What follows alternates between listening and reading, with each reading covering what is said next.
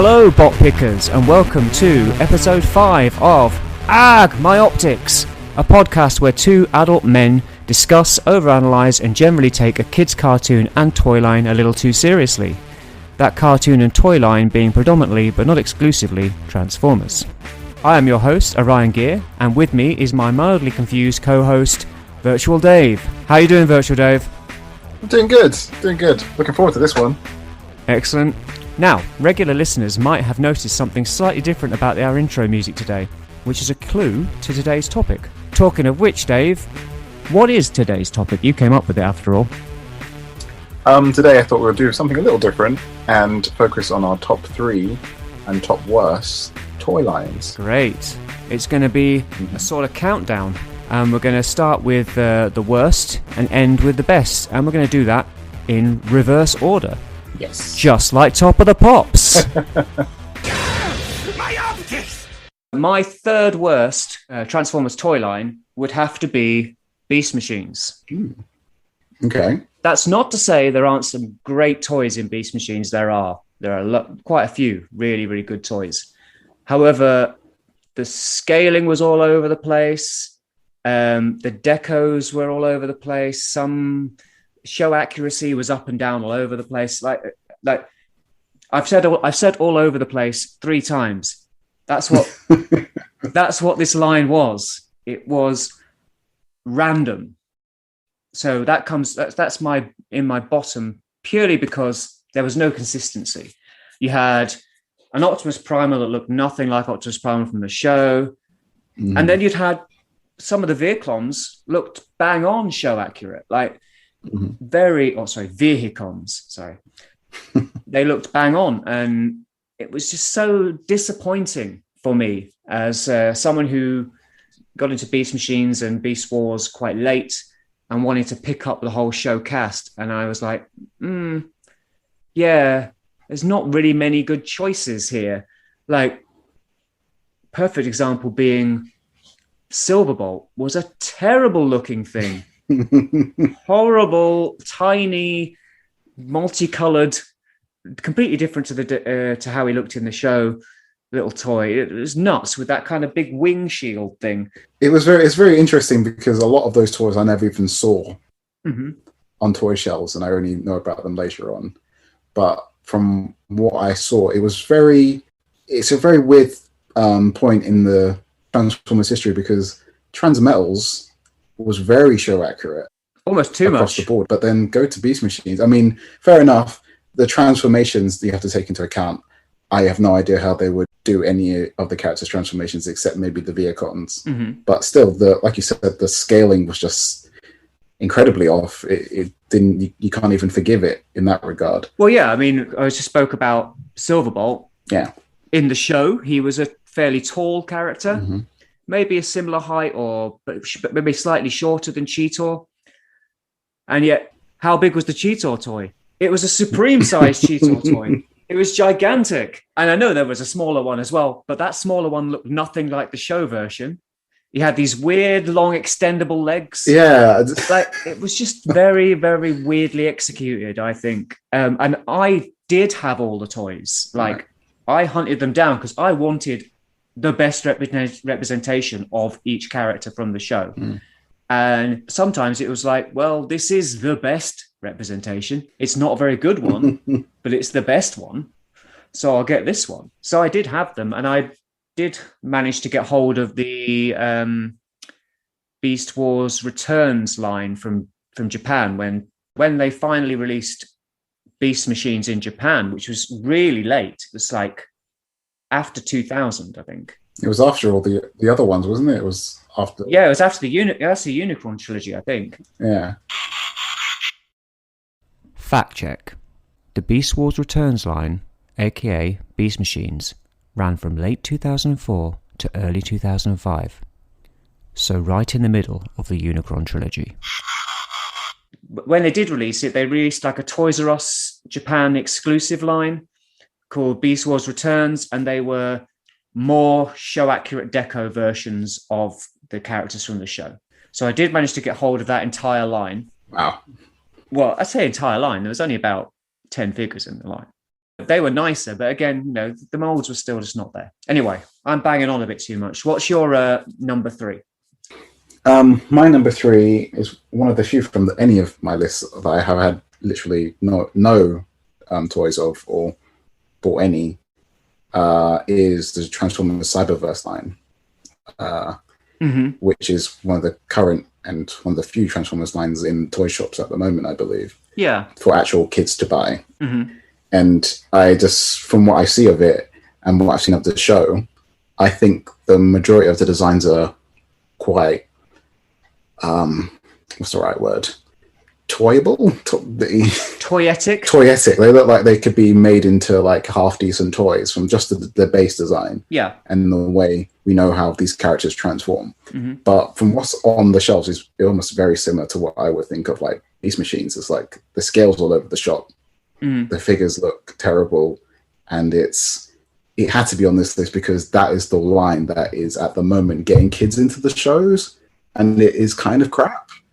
Yeah, I could agree with you. I mean, I see that stuff sometimes, like you see it in supermarkets and stuff, don't you? Like it's if you're gonna find a Transformers toy in a supermarket or someplace like that, it's, you know, I don't know, WH Smith's or something. It's gonna be Cyberverse because it's the entry level stuff. It's aimed at kids, and in a way, that's why none of those have appeared on my list, because I feel like it's a bit unfair on them, really, because they're not meant to be particularly fantastic toys.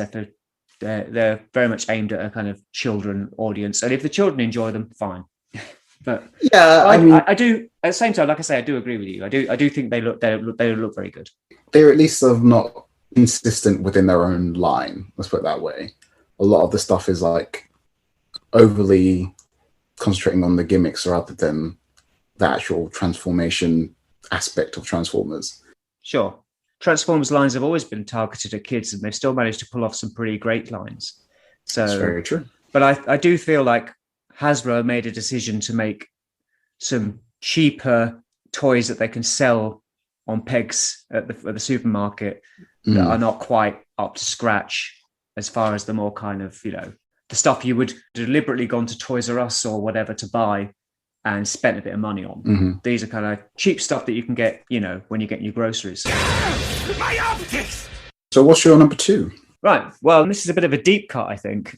I'm going to go for Transformers crossovers. Are we talking recent crossovers or the old crossovers? I'm talking the line specifically called Transformers crossovers. Oh, wonderful. So I'm not talking about your beloved Ecto-1 or the DeLorean or the recent Top Gun. Oh, yes. Although I do have my issues with those, which kind of bleeds into this. But no, the Transformers crossovers line was mostly, almost completely, Star Wars and Marvel superheroes. So you had a jet that turned into Iron Man, and you have a troop carrier that turns into Yoda, and that's my problem with it. I just think it's such a missed opportunity. Why isn't it a jet piloted by Iron Man? Why isn't it a troop carrier piloted, maybe not by Yoda, but you know what I mean? Like, I don't know why these aren't Transformers with a smaller figure from that other franchise as a kind of like a team up. I would have preferred it if it was Optimus Prime turning into I don't know. So yes, let's say Optimus Prime turns into a truck that Captain America drives, or something, you know, or Megatron turns into a tank that Doctor Doom pilots. That seems like a much better idea. It would make a great cartoon show or a comic book. These just they seem lazy and sloppy, and they weren't very cool looking toys. They're quite ugly. I vaguely remember that some of the Star Wars ones did have mini people with them, but like you said, they were piloting a robot that looked like them instead of it being a character, you know, from the Transformers universe or something. Or even like what they're doing now and just making up completely new characters for these robots to transform into and whatnot. Yeah, which is kind of crazy. You put an interesting light on it, actually. I never thought of it that way, to be fair. It would have made more sense. It would have been a better crossover if that was the case. Yeah. Well, why is Darth Vader piloting a TIE fighter that turns into him?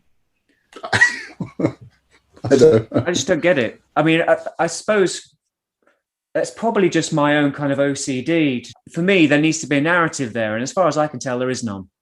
Yeah, I just thought it was a missed opportunity. I think they could have done a better job with that. You get a crossover stuff. Take what's good about both franchises and mesh them together rather than just go, well, it's a Transformer in that it transforms, but we've got none of the stuff behind Transformers there. Mm-hmm. Yeah, it does make them feel more like Gundam or something. It's not really like the robot itself had like a mind of its own or anything, or just being piloted. Well, I mean, it's not entirely clear, but yeah, and they were ugly. Anyway, yeah. what's your number two? My number two, I think, will be very interesting for you to hear. You're not going to like my number one. Oh, I don't know. We might. Go on. What's your number two? My number two is Transformers Energon. Mm-hmm. Okay. Why? It's only because out of every toy line I've ever bought, Transformers Energon is the one where I've had the most either QC issues or, like, I think it was the very first time I've ever had something that's broken right out of the box when I was collecting from when I was younger. Okay. And it was just always had like that type of like, these are way more fragile than anything I've had to deal with from that era. And I never really enjoyed the toys as much because I was like, I had to be extra careful with certain joints and things like that. It's interesting. Like Armada and Cybertron after, they were bricks. I could literally feel confident drop them from a certain height and they would be fine. Okay. But just for the play value, from what I remember of it growing up, it was like I really didn't like how I think there is a good chance almost every toy I have from that line is either broken or is about to break the next time I touch it.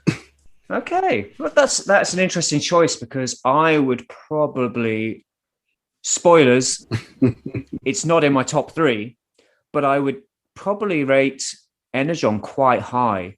It's certainly my favorite of the Unicron trilogy lines. It's the thing, they look really good. Like a lot of the Decepticons, yeah, with their use of like translucent plastics and stuff, it makes them visually appealing. Yeah. Just the actual manipulating them was where I had to put them in the list. Well, I suppose it might stem to the fact that when I was buying Energon, I was in my 20s. Now, you were, what? How old were you when you were buying Energon? I don't know. When did Energon come out? 2006? I probably would have been about 13, 14.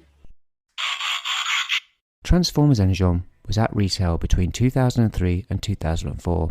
It's possible in the UK it hung around into 2005, but 2006? Nah, Transformers Cybertron would have been in full swing by then, so deduct a couple of years from Dave's estimated age. Exactly. So your approach to them was probably more as a kid who's like, my old toys didn't break like these do. Whereas I suppose I was more careful in inverted commas with them, so I didn't have these issues. Mm-hmm. So I suppose that's the difference. Okay, cool. My optics! So I suppose you want my number one. Yes, I'm very interested to see what yours is. Right. Well, you're going to hate me for it. My number one, worst line of all time, Transformers Armada. Wow, really? Wow. I'm not saying that all the toys were bad, because they weren't. They were, to be honest, I feel a bit cruel, but I felt that Armada was such a massive step backwards from Robots in Disguise and Beast Wars. It felt like because Beast Machines had been such a flop, they went, right, let's reset the clock and make toys for tiny children again. And we're going to make them all big, bulky. They're going to have no articulation. They're going to be bristling with gimmicks that ruin the way they look and feel and move. They turned into Cyberverse. Well, in a way. I mean, I'm not saying I grew an appreciation for some of the Armada toys at a later point. I mean, I thought Unicron was fantastic. I thought that was a good toy. There are a few standout examples here and there. Bendy Prime, he's great. And he's well articulated. But you look at that Optimus Prime toy with that auto transformation feature. Oh, the one that blew up for some people and caught fire. Well, yeah. And it was just a really terrible toy. Tidal Wave, just a big brick of a thing. Yeah, and the way he would attach to Megatron and make him even more of a brick. Megatron had no knees. They were really static. And at the time, I mean, even now, I wanted a bit more posability. It's funny how things have changed, because these days I get a little bit fed up with excessive articulation. But there was very little articulation in this line, and lots and lots of compromises were made to incorporate Minicon gimmicks. The Minicons were nice. Yeah, they were quite good. They were very nice little callback to the Micromasters and stuff, wasn't it? Just smaller box. Yeah, absolutely. Yeah, they did feel like that. Oh no, I was going to say Omega Supreme, but he was Energon, wasn't he? Energon, yeah. Yeah, he had like a Minicon for a head. Yeah. But yeah, no, sorry, Armada, I didn't like That's it. fine. I didn't like much about it at all, really. I bought very few of the figures, and the ones I did, I generally regretted buying. Wow. But did you have more of a interaction with the Takara versions of stuff, or did you just get the normal Hasbro ones? Hasbro ones, but again, this probably also plays into it a little bit. I kind of got into Transformer collecting around the time of Armada being out. So okay, I didn't watch the dubs of the Japanese show or subs of the Japanese show. And I didn't really watch the Armada TV show either. I really only got on board with that stuff from Energon onwards. So it may also have a bit to do with that. Anyway, that's my least favorite. What's yours? My least favorite is another almost kind of personal one from what I've had from my own personal collection, is Transformers Classics. Really? The early Chug generation line. The first run. So, the 06 Prime and Megatron who looks like a Nerf cannon, or that line, yeah, that line of those first 10, 15, because then they started just remolding them or reusing them after that for like all the 10 different Seekers or whatever that went on afterwards. But that first few characters, I did not like them. Really? I thought the Prime was okay, and maybe the Megatron, just in terms of how simple and easy their transformations were. But everyone else, I kind of I think what did it for me was Ironhide and Galvatron. Just really put me off that line. Yeah. Well, actually, I mean, Ironhide and Galvatron are a little bit further into the line, aren't they? Yeah, they're a bit later down, but yeah. Because I think the initial first wave was Prime, Bumblebee, Hot Rod, and Starscream, Megatron, someone along those lines. And it was a few waves in. I don't know whether it had already started calling itself Universe by the time Galvatron came out. I think it did, because those early ones, they had I remember the boxes had like a little flip thing on the front of them. The Showbox mode, I don't think those ones did later on. So yeah. And fun fact, they weren't called Classics. What were they called? Transformers. They only got their name afterwards. The packaging didn't have the word Classics printed on it, I believe. Oh, right. Oh. It was just it was a name that had come through on like kind of some of the kind of solicitations or something, but it didn't actually end up on the packaging at first. I think it might have come along a bit later on. Orion Ghia is correct. For the first year of the line, the toys were simply labelled Transformers, with the tagline, Robots in Disguise. Classics appeared only as a prefix on some size classes. However, the term Classics did feature on Hasbro's website, and in a few other places at the time. By 2008, the line had transitioned or was absorbed into the relaunch of the Universe line, and the Classics moniker was dropped altogether. Incidentally, Ironhide and Galvatron were Universe figures, not Classics. Okay, I can kind of understand that. I liked those toys, but I think I liked those toys because it was the beginning of what we've got now. Of what? It's what started what you're buying now, what you're getting now, the whole chug thing, the whole War for Cybertron thing, that was the I see. That was the beginning of that. And also at the time, it was kind of a placeholder line while we waited for the evil that was the movie to turn up. Oh yes. A last hurrah before Transformers goes rubbish. I suppose by modern standards, those toys have been surpassed. I think that's the problem. I think it's interesting when you look back at it, because a lot of those eras of toys anyway, I think I might have had a different opinion on them if I had even known of the existence of there being Takara versions of certain ones. Because some of the Takara ones I do have, I like a lot more than the Hasbro versions of them. Yeah. So I think that also does play a part of it as well. Yeah, the Takara version of Megatron was a lot nicer, I think. It wasn't so it wasn't so much neon green going on. I don't think there's any neon green. What I did quite like about that Megatron was they found a way around the we can't make him into a gun thing. Oh yeah. So it was nice to have a gun Megatron once more. I don't know if we'll ever have that ever again. I'm almost sure that's probably the last time he's been a gun in the main line. Yep, I would say so. My optics! Right. I guess we want to do the best. So since I went first on the worst, I think you can go first on the best. What's your third favorite toy line?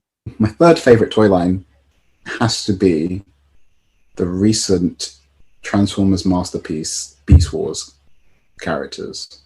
Can you count that as a toy line? Yeah, fine. Go for it. I have a lot of problems with Masterpiece in general. You and me both. Namely, the price that has been ever growing since its inception. Yeah. But there's something about the accuracy of those figures which is just almost, maybe up until recently with Kingdom, has not really been touched in how well they look and feel in both modes. A lot of the times it's kind of like the robot mode is kind of there, the beast mode is kind of there, and especially a lot of third-party variations of the characters. But when they first did Primal, I mean, what? Yeah, it's beautiful toy. Yeah, and I can't not recognize that. I might never want to pick him up. I might never want to touch him or transform him, but that's. Yeah, it's got incredibly fragile paint. Yeah. No, I do agree with you. I mean, I love the Masterpiece Beast Wars toys. I mean, I don't actually buy that many Transformers these days, but they're the ones I do still buy. Yeah, they're beautiful.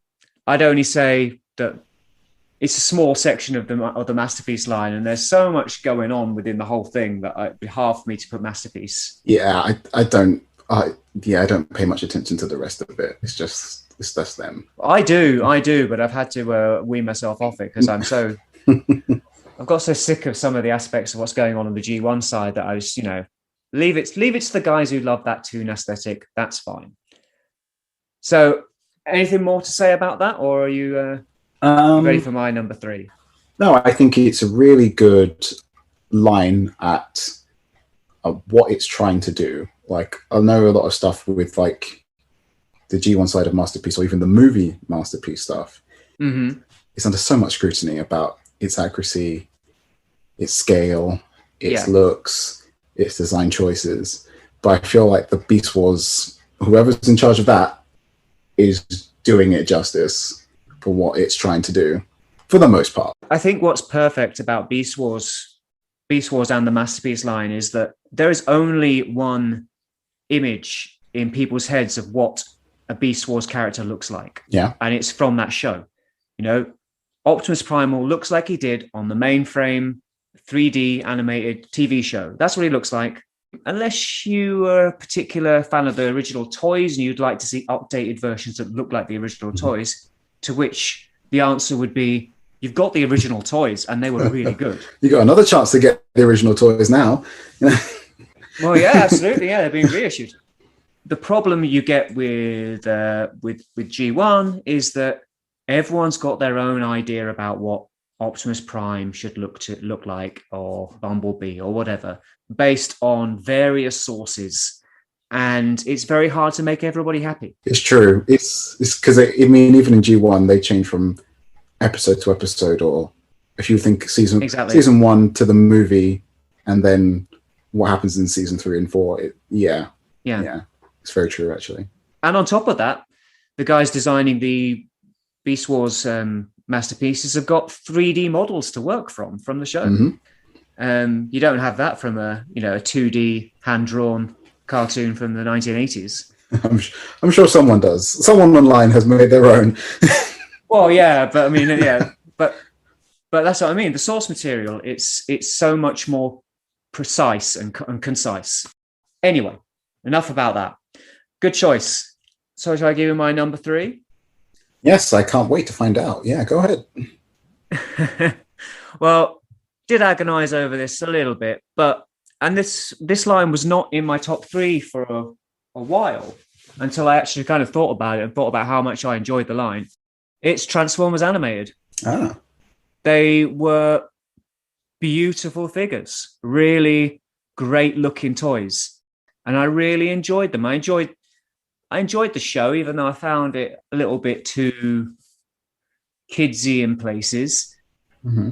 But it was a fun little show with some really nice designs and toys that were like perfect little representations of what you saw in the show. And the way they managed to get those angular alt modes out of those kind of slightly softer, cartoony bodies was really impressive. We used the word earlier. They were very toyetic. They looked and felt like toys. They were solid toys as well. They weren't particularly fragile.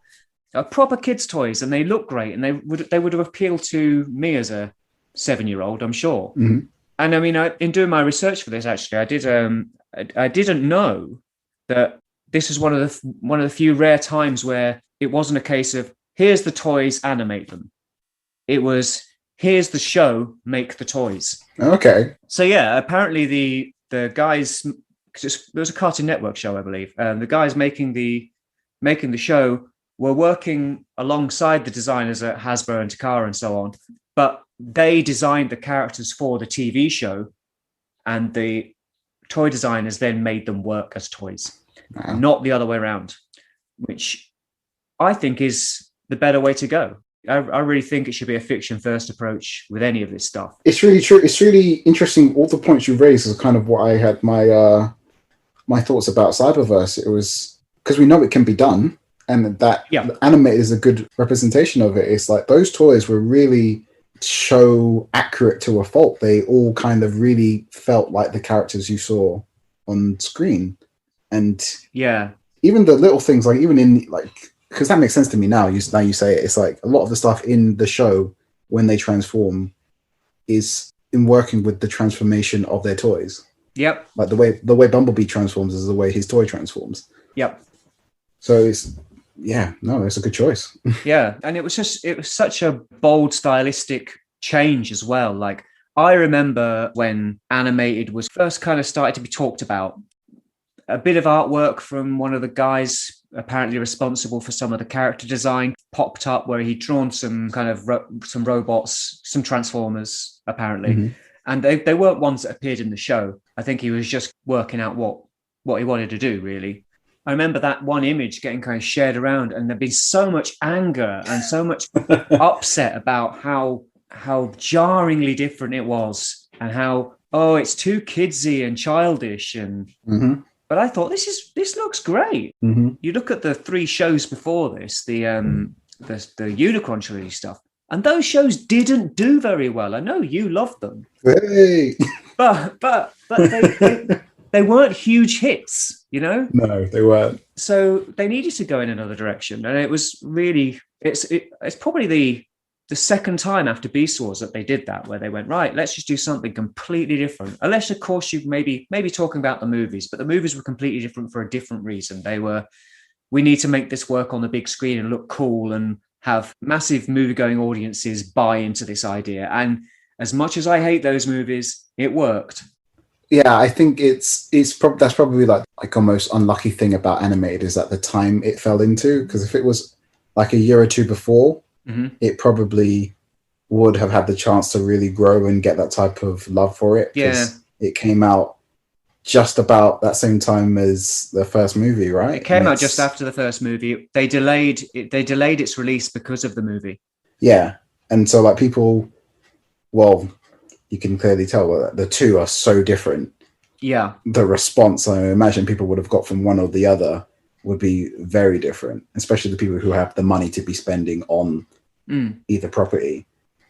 It's also highly confusing for the consumer. You go to the cinema, you see the Michael Bay movie, and you go to Toys R Us and you find the animated toys. You're like, what's this? Well, I mean, it's not the most dramatically changed thing, because I think to most parents or people who would have been buying it for kids would just see Transformer and think, oh, well, that's the same thing.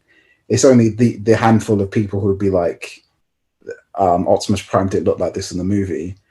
But, I mean, they probably still buy it because it's Optimus Prime. Well, maybe. But no, I thought that was a really lovely line. And I'm a little bit pissed off with you because you've made me remember how much I like those figures, and I now regret selling them.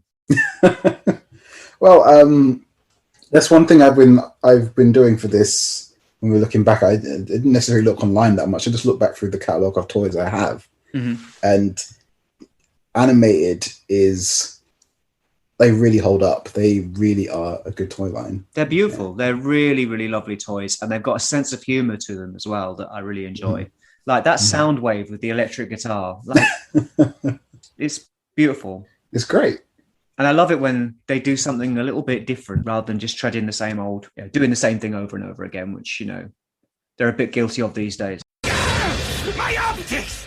Okay, so that was my third favorite. What was your second favorite, or is your second favorite? My second favorite will come to no surprise to anyone, is Transformers Cybertron. Wow. It does come as a surprise to me. Oh, does it? Okay. It's just because there are so many lines that I consider better than Transformers Cybertron that, right. that I don't know how you're going to squeeze them all into the first spot. I think Cybertron pulled it in for me because it's because of the time of Cybertron for me is where it became more of a, like, this is becoming a collection thing. Yeah. And it was the first time really where I had the chance to get almost everyone in the line. And only the handful that I didn't get still to this day haunt me to the weird type of FOMO. Sorry, who did you not manage to get? Galvatron was one. Oh, the one I had. The one you had. And what's the Leo Breaker? I never got Leo Breaker. It was a shitty toy, to be honest. I mean, at the time, I wouldn't have cared. No. I bought the evil version just to supplement it because that was the only one I could find. Leo Breaker was an arm pretending to be a toy. You have no idea how cool to me that was as a child. Because it transformed into a giant arm for Optimus Prime, didn't it? A giant arm. You know what the cool thing about it was? It was that the engineering, because I bought the toys as the show was happening. So the engineering was always there for these things to do these things, but I never even considered. You didn't notice, yeah. Oh yeah, there's a giant port here. Yeah, oh wow, great.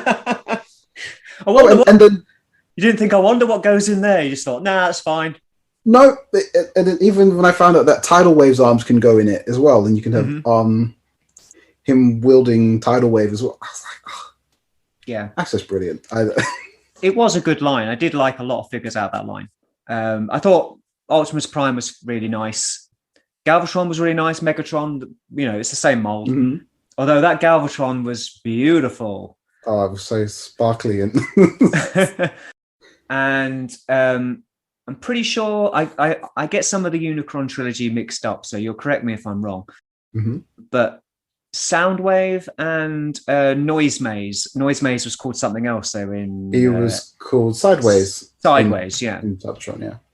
Those were lovely. I'd never got the Sideways either, but I did have Soundwave, and yeah, he was brilliant. Yeah, I didn't know what he transformed into, but he was. It was like a kind of stealth bomber. Yeah, an alien stealth bomber. Yeah, It's very similar to an existing plane. is it? Yeah, I'll send it to you sometime. It's not bang on. Transformers Cybertron Soundwave's alt mode is loosely based on the Lockheed F-117A Nighthawk, a real-life stealth jet. As far as we know, not designed or built by aliens. But the Sound Blaster redeco of that was really beautiful as well. I didn't even know it existed until much later, but yeah. Mm-hmm. And I love the way the gun was like a kind of hexagonal energon cube. Yeah. Yeah, there's some nice stuff there. Yeah. It was very faithful to the show, like even the way they transformed in the show. Mm-hmm. Like I really used to love those transformation sequences. They were like borderline instructions for the toys in the way that they would transform. And it would, because a lot of times in shows they either speed up the transformation or do it in a way that is not physically possible from the toy's perspective. But in that, they did it in a way that was literally just like transforming the toy. Yeah, and it's something I appreciated growing up. Yeah, actually, I mean, I was a little shocked at your choice at first, but more I think about it, it wasn't much wrong with that toy line. It was pretty good. I think there were a few that I was not too hot on, but it got better as the line went on. I remember the original Hot Shot being a bit not particularly inspiring toy. Oh, the Speed Racer one from the start. Yeah, with the spring-loaded spoiler that was very reminiscent of Hot Rod. Yeah, but they did do one. What was his name? A Lexicon or something? They repainted him into the Hot Rod colours, and there you go. The G1. Virtual Dave is correct. Cybertron Hotshot, known as Excellion in Japan, was repainted a number of times, and 2 such iterations were redecoed in a way that resembled G1 Hot Rod. The Hasbro version being a separate character to the character of Hotshot. Not that matters to Orion Ghia. He was disappointed with the toy, not the deco. Okay. Yeah, I thought that wasn't the greatest, but there was some really good stuff. I think the combining gimmicks did mess up some of them, like Leo Breaker and the other one was all right. The Wing Saber one. He split down the middle. No, that's Energon you're thinking of. Is that Energon? Oh, it is Energon, isn't it? The other one's with the big Autobot gold shield over Prime's chest. Oh, that. Yes. Christ, yeah. Yeah. I bought. This is how insane I was at the time. I bought the special Japanese chromed set of those. You got Prime and Wing Saber, or whatever he's called, in the same box. That was like a holy grail of my childhood. I didn't realize you had that as well. But I only bought it because it came with Kobe Ramble. Kobe Ramble? What's that? You know the Rumbles. Oh, yeah. You know Kobe or Cody, the character in the show.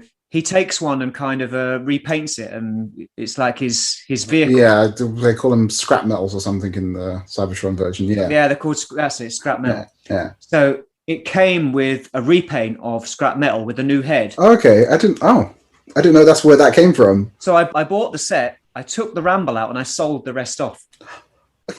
What? I already had an Optimus Prime and wow, and a Wing Saber that weren't chrome, and in my opinion, looked better. Wow. I did say that's how insane I was at the time. That's crazy. I mean, every time we have a discussion about your old collection, there's always something that's like a hidden gem that you just sold off. Why? I needed to. It was cathartic. Oh wow! Well, no, there you go. That was my choice. Yeah, it's a good choice. All right. Well, I'll give you my number 2, which I should remind myself of. All right, number 2, Beast Wars. The entire Beast Wars line. Uh-huh. It was innovative. It completely changed the way Transformers worked. Mm-hmm. They took some of the ideas, some of the things that have kind of been kicking around in G2 and G1.5, like ball joints, and gave everyone ball joints. Mm-hmm. And they they started the whole integrated weaponry thing. Everyone's weapon was part of their beast mode or whatever. They introduced size classes. They used lots of new and interesting things, like, well, probably not quite as popular would be the vacuum metal stuff, because that cracked and broke off, but it looked great. Yeah. And they were just really nice toys. I really liked the Beast Wars toys, which I revisited as an older person. It was a brilliant line with some really great figures in it, and they were just a lot different to what had come before. And again, a bit like what I was saying with animated, it was a bold stylistic change, and it worked, and it sold like hotcakes. It was a very popular toy line. It's and like, go on. I was going to say it's another one of those series where it's very faithful to what you see on screen. Yeah. I mean, because whenever I look back at stuff like Generation 1 and, like, Ironhide having no head, or Prime having yellow eyes, I was like, well, this is such a... I wouldn't know what it would have been like, because I feel like I've come from such a spoiled timeline of Transformers toys where it looks like the show. Or yeah, you have a different perspective on it. Yeah, whereas you really have to have let your imagination run wild with you with these old G1 toys, and like, this is Optimus Prime. The scale of everyone going inside Astro Train makes sense to me somehow, even though he's one of the smallest ones. All that type of stuff. Beast Wars. Yeah. I get what you mean. Yeah, Beast Wars was, the show accuracy was there, but then they had the luxury of having toys to work from when they were designing the show. Yeah. Which, I mean, I know Generation 1 did have that, but those toys came from three or four different companies, and they're all different sizes, and they looked they looked like toys. And if the animation company had gone, oh yeah, we'll make Optimus Prime look exactly like the toy, it wouldn't have looked very good as a TV show. Yeah, it's definitely the first time it's really kind of been so different at the same time trying to do all of those things. So it was a very bold choice of them to do all these things for the same toy line, because they could have done the classes and all that other stuff with another line, but they still had to do all of that with Beast Wars. And lots of stuff was introduced in Beast Wars which we still see today. Yeah, that's one of the reasons it's on my list, and also just because they were just really, really nice toys, and loads of those toys have kind of found their way into later lines and so on, like very universe repaints of some of them and so on. And when I started collecting, like, I picked some of those up, and I was like, these are pretty amazing. So yeah, that's my number 2. My optics. My number 2. My number 1. Well, your number 1. Drum roll. War for Cybertron. All chapters. Okay. The whole line. All right. And this is the recent Transformers War for Cybertron, not the old video games line. Okay. I can absolutely see why you choose that. Yeah. It kind of encompasses everything we've talked about throughout the other things. Yeah, I felt like it has really shown that Hasbro / Takara have listened to fans and have really tried to update what you're getting at these different price points. And I think when Siege first came about and everyone was very taken back by their choice of scale, a lot of the characters were smaller, but then realized what type of engineering has gone into all of these toys. Yeah, people have kind of reflected on that. I think it's a great line. I think if someone had been out of collecting but known of G1 and some of those earlier shows and then came into this, yeah, it's a great line. It's a G1 do-over with all the innovations that have been made in Transformers since G1, used to kind of redo G1 the way it would be done today, in a way. Yeah, I think it's great. And I think if I were 10, 15 years younger, I would be buying all of it.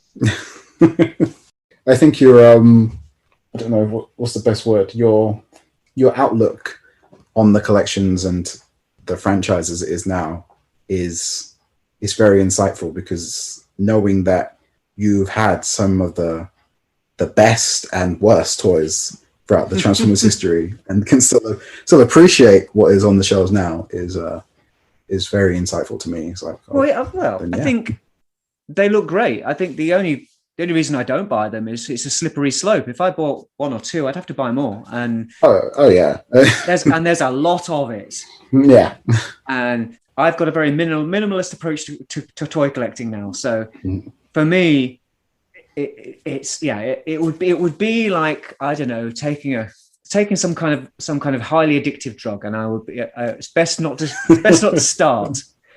Having one cookie in a pack of cookies, and then you just can't help yourself. Yeah, I don't want to go there. I'm happy to admire War for Cybertron from afar, but I do think it looks fantastic, and some great figures in there, really great updates on G1 stuff, and they've done it right this time. Like they've had so many attempts at doing this all the way through the Chug line, but it was always not quite there or a bit patchy. It was like they were trying to appease G1ers and also people from like IDW. Like it was also like we can try and scratch both itches and stuff. It wasn't always very one or the other. It wasn't unified behind a TV show as well. So they were just making figures for collectors. So they were like, well, we know you like the IDW comics. Here's some IDW guys.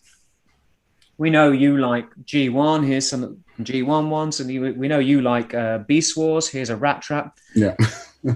This is far more focused. And it really does feel like they're redoing G1 with a little bit of Beast Wars peppered in there now. We'll see how long that lasts. I mean, hopefully we get to see more of that, but only time will tell, isn't it?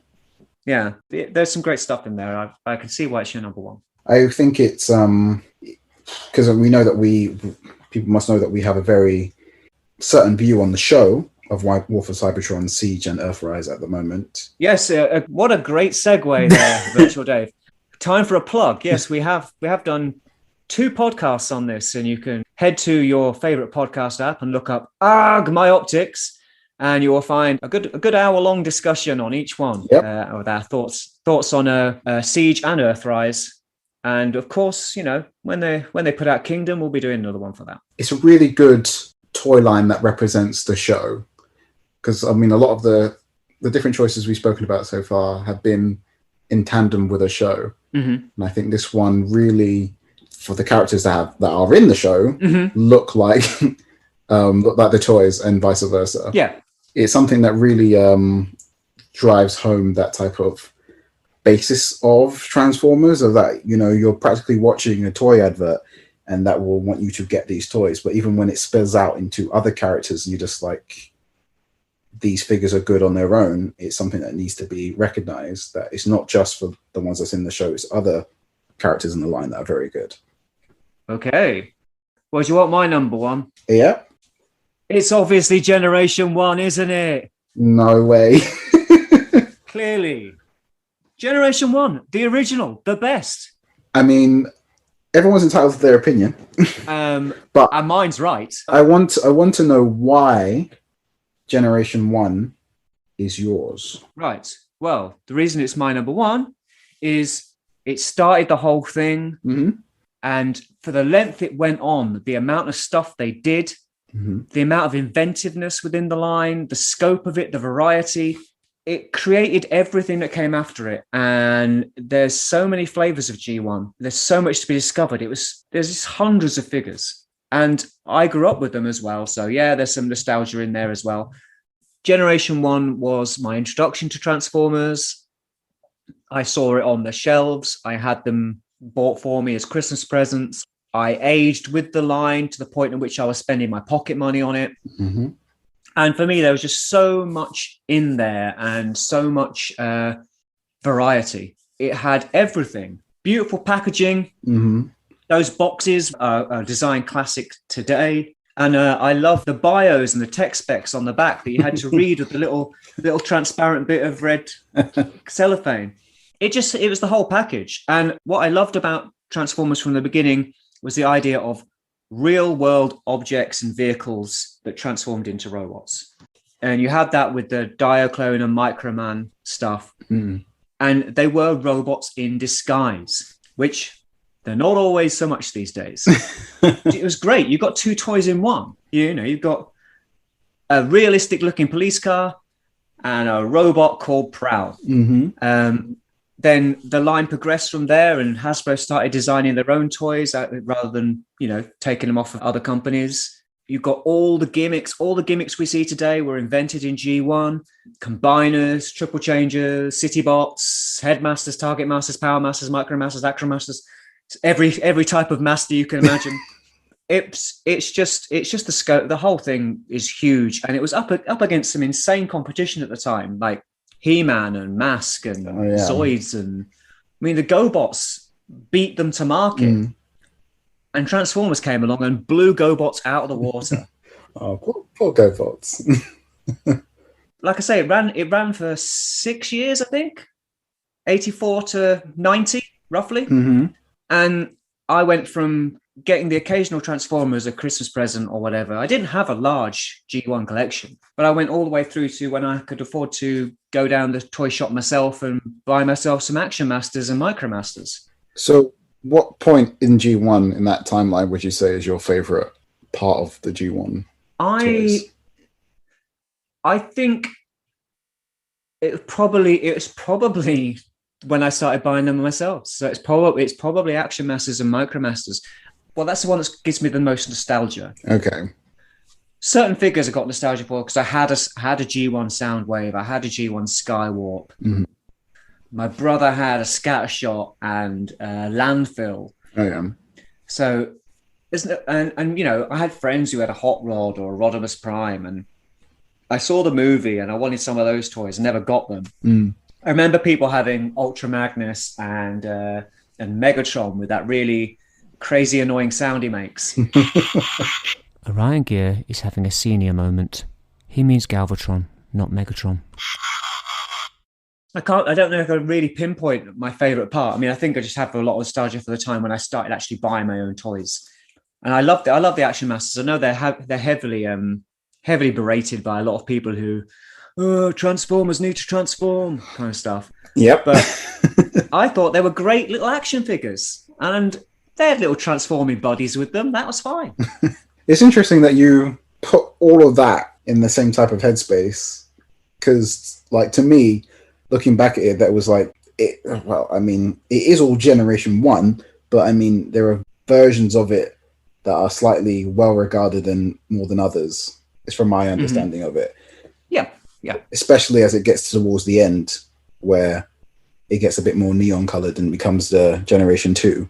Yeah. Is where people started to fall off or not like it as much. It's interesting, though, that you have that type of affinity for all of it. Well, Generation 1 side. I thought you would have had a more pinpointed part that you were... No, not really, because I think, again, it's got a lot to do with the fiction. I was reading the Marvel comic books, and the Marvel comic books ran throughout the whole thing. They ran from the very first toys all the way through to the very last. So you had characters who were important in the comic book that were from very different parts of the toy line. Simon Furman was kind of grabbing stuff from all over the place, mostly because he was trying to, especially early on, put characters in his UK strip that wouldn't affect the US strip, because he was writing fill-in stories. Because, bit of history, the American Marvel comic book came out monthly. American comic books do come out monthly. But in the UK, the Transformers comic was coming out weekly / bi-weekly. I think it was weekly for a while, then I think it dropped down to fortnightly. This is almost right. It was actually fortnightly for the first 26 issues, then weekly until issue 308, and back to fortnightly for the final 23 issues. That's right, the UK got a lot more Transformers comic books than the US, 252 more issues in fact. Because of that, the guys putting together the UK stuff had to write backup stories, extra stories to put in the comic to fill them out, because they weren't getting enough material from Marvel US. So Simon Furman, who later became in charge of the entire comic book and was writing the American one as well, before he was doing that, he was having to find characters that just weren't being used in the US strip, so that he could tell other stories that wouldn't mess with the continuity that was going on. So he was pulling stuff in from all over the place. And I think he learned that they weren't planning on using many of the movie characters. So he went, "Oh, right, fine, right. Well, I'm gonna have Galvatron come back from the future and do some stuff." Like, so I think that's why I have a kind of love for the whole thing, because I love the whole story, the whole whole narrative that went through the entire Marvel comics. So, and also these toys were around for my entire childhood. Like, this line ran from I was age 8, I think. No, 6. I was 6 years old when Transformers came out. And when it ended, I was like 13, 14. So that was my entire childhood. Transformers was just a constant. So that's why I think it's the best line. I think it's the most varied. I think it's the most innovative. It's got the most imagination. War for Cybertron is fantastic, but it hasn't got an ounce of imagination. It's like what you said. It's this War for Cybertron is just a modern version of G1. They've just taken those exact same characters, the exact same alt modes, and they've tried to put all those ball joints and articulation and the waist swivels that everyone wants and make them slightly bigger. And it's the same recipe, but someone else is cooking it. You know, it's the same thing. Well, it's a reboot. Yeah, it's interesting because technically our first choices are the exact same thing, but just the age apart from one another, like the different ends of the timeline. Yeah, I'd agree. Yeah, I think that Generation 1, it has to be for me. It just because of where it was in my life, and also how none of this would exist if it hadn't done. You know what I mean? I completely agree. It was just the same way I feel about the Unicorn trilogy and their wacky gimmicks and toys as well. It's just because of what fell for me, the franchise. I can understand criticism of G1 for not being very articulated or being a bit fragile, but these toys are 35 years old. You know, can't compare them to modern standards, and modern standards wouldn't exist if we hadn't had everything that's built up to them. It's true. It's interesting because even though there is that many people who have those type of criticisms of the original Generation 1, there are still even more people hunting those down and not wanting vintage collectors, not wanting the reissues. They want the real deal. They want absolutely Metroplex in box. I mean, good luck, but someone wants that, and it's crazy. Yeah. It's crazy to me because like there are official offerings, there's third party offerings, there's all sorts of different ways of you getting those type of figures, but it's the vintage collectors still want those original toys. Yeah, and not necessarily always in box or anything, but it's that speaks for itself. That it's held the test of time in that regard to people. So it's not the same, is it? It's not the same buying a reissue or a knockoff or whatever as getting the actual toy that was on the actual shelf in 1984. You know, reissues and so on will only go so far in that respect. There we go. Yeah. So before we wind it up, any honourable mentions? I've got one or two that I wanted to just mention that could have been in the list. I wanted to give a special honourable mention to RID. Virtual Dave is talking about the 2001 toy line Transformers Robots in Disguise, not the 2015 toy line Transformers Robots in Disguise, or indeed the 2012 comic book Transformers Robots in Disguise. Yes, we know it's confusing. Blame Hasbro. I didn't have many of the RID toys, but the ones I did have were amazing, and love or hate the show, the toys, especially the vehicle modes, were brilliant, and the reuse of the random Transmetal Predacons and whatnot were, they blended in so well in that toy line, so it has to be mentioned. It was a very random line in that it had things pulled from Generation 1, Generation 2, Beast Wars, and then also original molds for the line as well. I think there was some Machine War stuff in there as well. But like, yeah, that was a good line. There were some really good figures in there. Yeah. I did like that. I'd like to. We mentioned Masterpiece, so we don't need to. I do really love Masterpiece, or have in the past. And when it started, it was like a dream come true. Seeing that grey prototype of MP1 and thinking, oh, good Lord. Oh my God. They're making the toy I always dreamed of. And to think that now some people don't rate MP1. It was an amazing figure.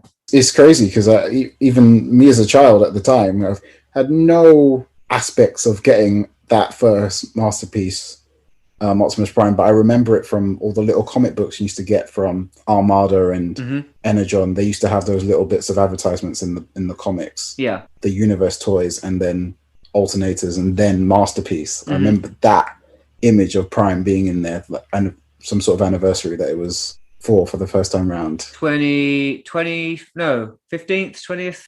Oh God, I do know. I think it was 25th. I think it was the 25th anniversary. Orion Ghia is having another senior moment. Hasbro put out MP1 Convoy for the 20th anniversary of G1. By the time we got to the 25th anniversary, they would put out their own version of the second Masterpiece version of Optimus Prime, known by most as MP10. Anyway, there was a couple of different version releases of MP1. And to me, it wasn't as interesting as the alternators or the other toys because I did not know much about Generation 1 at the time. All I knew of Transformers was, I don't even think I had watched the movie yet, so it was all just Armada and Beast Wars. Only as time went along and I watched the movie and then found out how great Optimus Prime is, could I find MP1? Well, I mean, yeah. And that's the thing, like when the Masterpiece line started, it wasn't clear it was going to be like a permanent thing. It was like, are we just going to get Prime and that's it? Maybe a year or two later, you've got Starscream, and then we got some Starscream repaints, and then there was a very sketchy Megatron. Oh, yes. But it wasn't until they rebooted the line with MP10 that it really kind of took off. But yeah, I want to give it an honorable mention because I do love Masterpiece. I have my little problems with it, which you kind of mentioned earlier, but it's the collector grade line, and it's really wonderful that it exists. It's one of the longest lines out of all of them, isn't it? Well, yeah, but considering they only put out 4 or 5 toys a year, it's hard to call it terribly consistent in that respect. That's true. So along with that, you mentioned alternators. For me, alternators / Binaltech, they were amazing. They were the prototype for the MP cars. And they had those beautiful real world designs, like proper cars that you actually saw on the street. And those lovely paint jobs, and the Binaltech versions with their complete die-cast shell. Lovely, lovely things. They're not aged too well. You look at them now and they're a bit kind of wonky and don't hold together as nicely as modern stuff does. Yeah, I only have the one, and I think it's Silver Streak. And it was borderline frightening trying to transform him back and forth because of those type of things that don't really tab in but might tab in. Or I mean, it's fine once you get him in either mode, but getting there is a bit of a struggle. And it was easy to chip that die-cast on the Binaltechs as well. Oh, well, that was even more of a worry to even touch them. Yeah. Although there was the movie line, I think during the second movie, they had a line called Human Alliance, which were very similar to alternators, where they actually cared about interior and all of that type of stuff, and they came with little characters to sit inside and whatnot. I thought that, I mean, it's never really been revisited since, but that was a nice kind of update to that. Even though if you didn't like the movie designs, it was still very like alternators in that regard, of the alt modes taking the forefront of what you're buying. And you had the driver stuff in Binaltech as well, because you had Binaltech Asterisk, which was a little offshoot of Binaltech that only lasted for about 3 or 4 releases. You got a Binaltech figure with a little anime character that could ride around in it. Now, sadly, this morphed into KISS players, and we'd rather not talk about that. All right. So you did have a bit of that. And the only other line I wanted to give an honourable mention to, and I'll let you mention anything else after this, is Robot Masters. I love that line. Oh, yes. Because it was just so collectible. Mm-hmm. All the toys were roughly the same size. They were mostly basics. They were mostly kind of, little toys. But there were some really nice choices of molds repainted.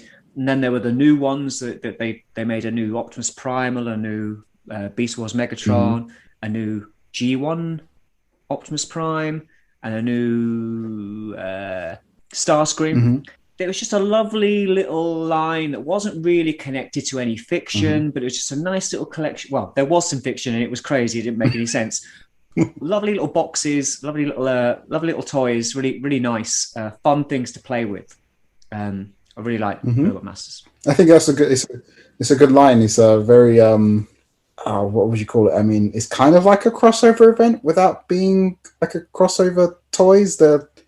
They just have a weird team up of all these different characters, and it kind of fit in the way they.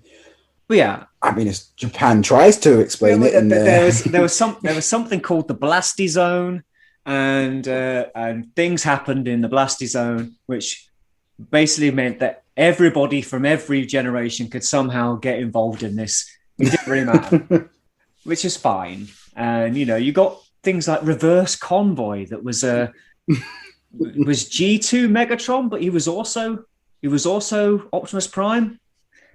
Mm-hmm. Great toy though. So no, yeah, I did like it. Do you have any more honorable mentions? I think the only other one that I would like to bring up is the Titans Return line. Mm-hmm. But that's so just because I love Headmaster so much. It was a great return of the Titans, and it was although there weren't actually that many Titans in that. There was one, wasn't there? There was two. There really? two. There were Trypticon and Fort Max, and it kind of gave that class like a staple in the lines now of having a bigger city bot. So it kind of had all of like the really strange gimmicks that I like from Transformers that we haven't really seen in a while, and it was nice just to kind of get them all at one. Target Masters, Headmasters. Yeah, absolutely. That's what I was kind of saying. It's in a way that line and Combiner Wars and the other one was a kind of dry run for what they're doing with War for Cybertron. Yeah. So I think it was a step towards what you've got now. My optics! Well, that's enough of that. What are your bottom 3 and top 3 toy lines, and why? Do you agree with Dave or myself? Let us know on social media. You can contact us on Facebook. There's an AARGH My Optics page now, and I'm kicking about on there as Orion Ghia. And on Twitter and Instagram, I'm at Ghia Orion and Orion_Ghia, respectively. Dave, where can they hassle you? You can always find me on Instagram at VirtualDave26. Good stuff. If you enjoyed our ramblings, it would be terribly kind of you to like, subscribe, share, etc., etc. Talking of terribly kind behaviour, we'd like to thank all those that have given us encouragement on social media, message boards and so on. We really appreciate it, don't you think? Yes, woohoo! Thanks for listening. Please join us again next time on AARGH My Optics.